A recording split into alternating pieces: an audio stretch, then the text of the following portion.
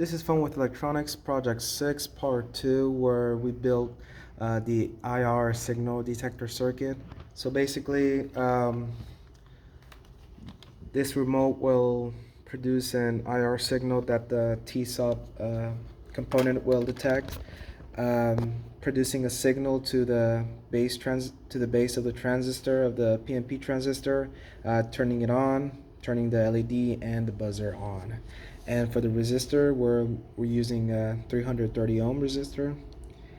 And yeah, and the PNP is a 2N3 906 transistor.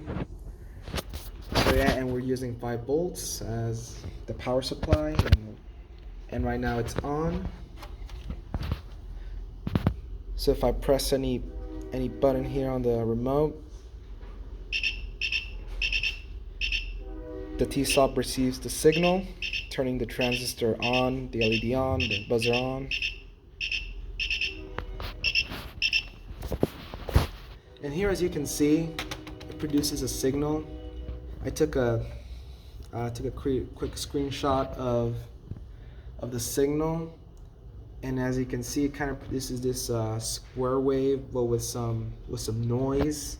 I'm not sure if it's noise, but as you can see, the frequency is about 450 hertz. The DCRMS is about 2.7, and the peak-to-peak voltage about 5.5 volts. So now if I unpause the oscilloscope, you could see it live.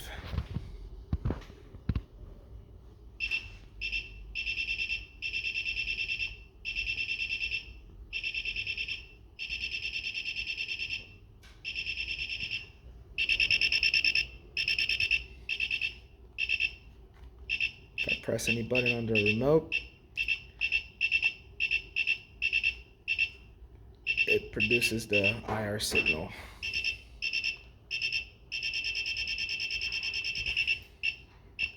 Nice.